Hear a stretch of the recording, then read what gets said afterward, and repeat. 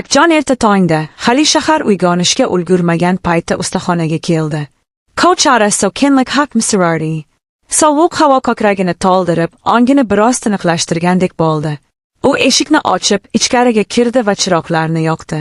Shiftga qarab bir necha marta chuqur nafas oldi. Kechagi voqealar, Nozimaning otasi bilan bog'liq tashvishlar, Kamolning aytgan gaplari, bularning barchasi bir kechada uning xayolini band qilib qo'ygandi. Akjon ish stoliga o'tirib, asboblarni odatdagidek tartib bilan joy-joyiga qo'ya boshladi. Har bir metall buyumning jarangi xuddi uning ichidagi tartibsiz fikrlarni asta-sekin yegayotgandek tuyulardi. Shu payt eshikning sekin ochilganini eshitdi. Orqasiga o'girilib qarasa, eshik oldida Nozima turardi. Qizning ko'zlari qizarib ketgan, uyqusiz tun o'tkazgani yaqqol bilinardi. Shunga qaramay, u jilmayishga harakat qildi. Akjon o'rnidan turib, unga yaqinlashdi. "Qanday bo'ldi, otangiz yaxshimi?" dedi u ehtiyotkorlik bilan. Nozima bosh irgadi. Ko'zlarida minnatdorlik aks etib turardi. Kecha kechqurun biroz oziga keldi. Shifokorlar yaqindan kuzatamiz deyishdi. "Sizga qanday rahmat aytishni bilmayman, Akjon aka. Juda katta yordam berdingiz." U shunday dedi-yu, bir zum jim qoldi. Go'yo yana nimanidir aytmoqchi, ammo so'z topolmayotgandek. Akjon buni sezdi, lekin savol bilan siqmadi. Yonidagi stulni ko'rsatdi. "O'tirib oling. Siz ham tun bo'yi bezovta bo'lgansiz." Nozima sekin o'tirib, yuzini qo'llari bilan yopdi. "Kechagi gaplarim uchun ham uzr so'ramoqchiman. Sizga og'ir bo'lgan bo'lsa, men o'zimni yo'qotib qo'ygandim." Akjon jilmaydi. "Anday demang. O'yla hamma narsadan ustun. Sizga yordam berish men uchun og'ir emas." Nozima unga qarab qoldi. Ko'zlarida aytilmagan hislar yashiringandek edi. Ammo ichidagi qandaydir to'siq uni yana sukutga majbur qilardi. Shu payt ustaxonaga bir nechta mijoz kirib keldi. Nozima o'rnidan turib, ularga xizmat ko'rsatishga kirishdi. Akjon ham ishiga shongidi, ammo xayoli joyida emasdi. Kamolning kechagi gaplari va Nozimaning bugungi nigohidagi dard uni tinch qo'ymayotgandi. Vaqt sekin o'tayotgandek tuyuldi. Bir necha soatdan keyin ustaxonada yana tinchlik hukm surdi. Kechga yaqin Nozima ehtiyotsizlik bilan qo'lini biroz kuydirib oldi va yengil qichqirib yubordi. Akjon darhol uning yoniga yugurdi. "Qani Kaore, nimani qilardingiz?"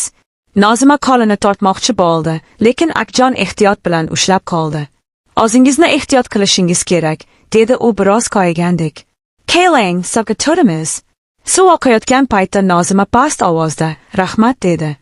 Akjon uning qo'lini qo'yib yuborganda, qiz ayblov bilan emas, balki iliq nigoh bilan qaradi. "Akjon aka, kecha Kamol kelganida siz noqulay holatga tushdingiz. Mening aybim." "Yo'q", dedi Akjon boshini chayqab. "Har kimning tanlov qilishga haqqi bor." U shunday der ekan, yuragida nimadir uzilgandek bo'ldi. Shu payt eshik ochilib, Kamol kirib keldi. U ustaxonani ko'zdan kechirdi va to'g'ri Nozima tomon yurdi. "Bugun yaxshi ko'rinyapsan. Kechagi voqeani eshitdim. O'roning nekiga bordim, seni topolmadim."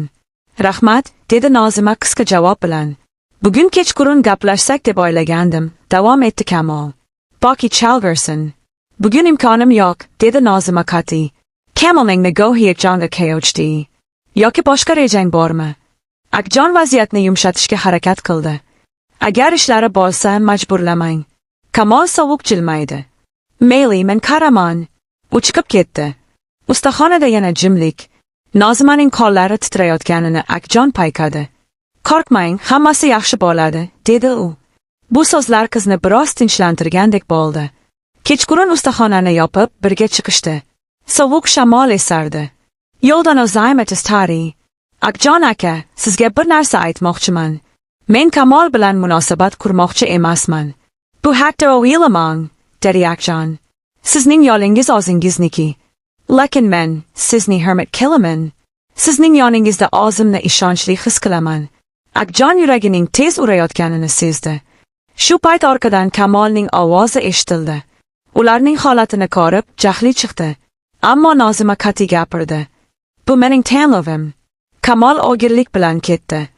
Shu kundan boshlab hammasi o'zgardi. Oradan kunlar o'tdi. Nozima o'ziga ishonch bilan ishlay boshladi. Akjon esa ichida yangi, sokin, ammo chuqur his paydo bo'lganini anglab yetdi. Bu shoshqaloqlik emas edi. Bu asta-sekin ulgayayotgan, sinovlardan o'tayotgan mehr edi. Ular hali ko'p gaplarni aytmadi. Chunki ikkisining ham yuragi bir xil so'zni takrorlardi.